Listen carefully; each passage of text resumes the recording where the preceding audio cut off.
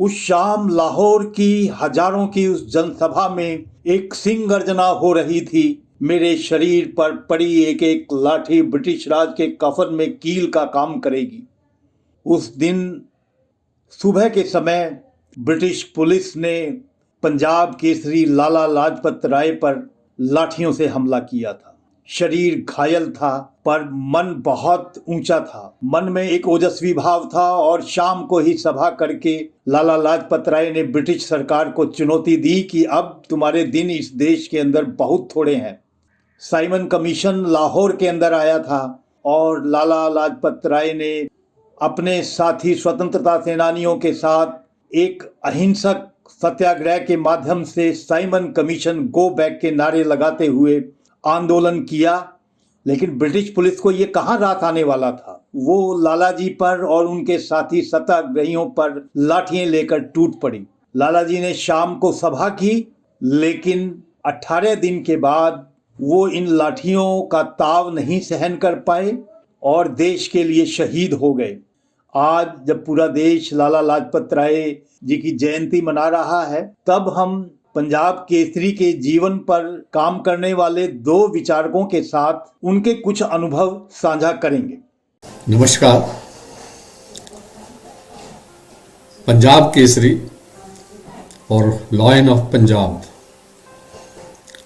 एक ऐसा व्यक्तित्व जिसने हमारे स्वतंत्रता संग्राम की दिशा को एक बड़ा महत्वपूर्ण मोड़ दिया, परंतु उसको हमने आने वाली पीढ़ियों में थोड़ा अधूरा और विकृत रूप से प्रस्तुत किया। जो तथाकथित लिबरल, तथाकथित वामपंथी इतिहासकार, उन्होंने लाला लाजपत राय के बारे में बहुत कुछ छुपाया और बहुत कुछ भ्रम पैदा किए। ये समझने की बात है कि लाला लाजपत राय को नाम के साथ लाला के इस संबोधन को इतना महत्व उन्होंने क्यों दिया? क्योंकि वो इस बात से अभ्यस्त है कि वे हर चीज को समाज के विघटन के रूप में देखते हैं। और एक महान नेता जिसने पूरे भारत को जोड़ने का एक सफल प्रयास किया, उसको एक वर्ग विशेष, जाति विशेष का प्रतिनिधित्व करवाकर उसको छोटा करने का प्रयास किया। कोई नहीं बताता कि लाजपत राय की पत्नी सिख थी और अपने जीवन में लगातार सिख पूजा पद्धति का पालन उन्होंने किया। कोई नहीं बताता इस बात को।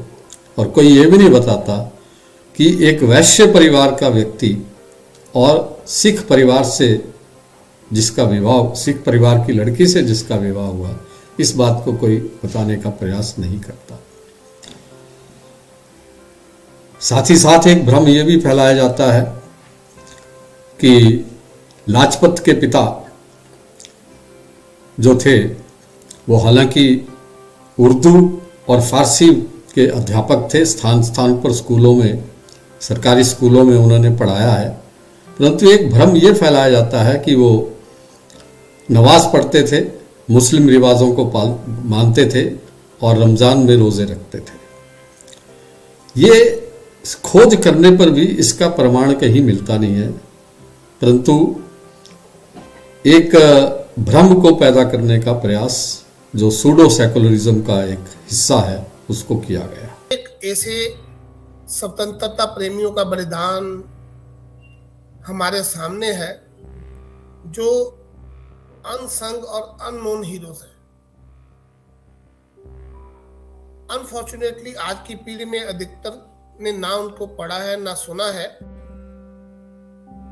और ये जो एक नैरेटिव बनाया गया कि हमें स्वतंत्रता या अंग्रेजों से मुक्ति बिना खड़ग बिना ढाल के मिली है, ये उन क्रांतिकारी बलिदानी लाला लाजपत राय जैसे लोगों की शहादत को ठुकराने वाली बात है।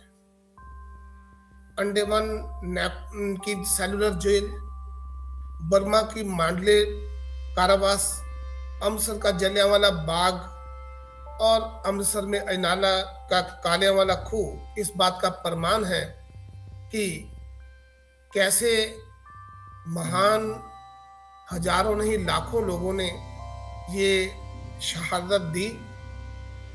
और सच बात है, पत्थर आखिरी चोट से टूटता है पर पहले वाली चोटें बेकार नहीं जाती। स्वतंत्रता प्राप्ति जो 1947 में मिली, उसके पीछे ये लाखों भारतवासियों का अतुल्य बलिदान है और उसका परिणाम है। भगत सिंह और सभी क्रांतिकारी लाला लाजपत राय जी को अपना गुरु मानते थे।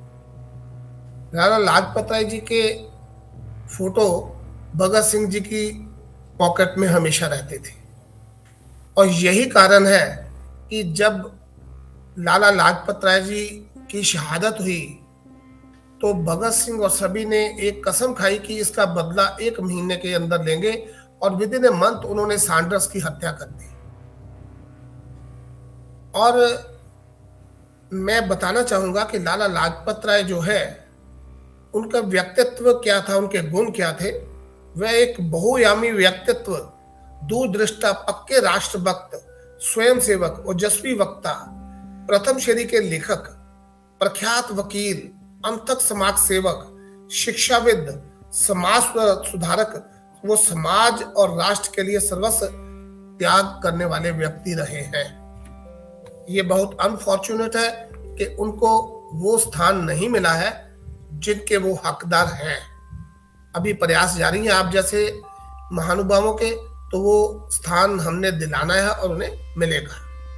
उनकी प्रासंगिकता क्या है, तब हमको ये बात ध्यान में रखनी होगी कि लाला लाजपत राय ऐसे व्यक्ति थे जिनका कांग्रेस की कार्यप्रणाली से मोह भंग हुआ था और उन्होंने एक भिन्न धारा में एक चलने का, एक राजनीति को, एक सांस्कृतिक जीवन को, एक सामाजिक जीवन को और एक धर्म आधारित जीवन को एक मोड़ दिया था। वो आज समझने की आवश्यकता है। नमस्कार, धन्यवाद, जय भारत।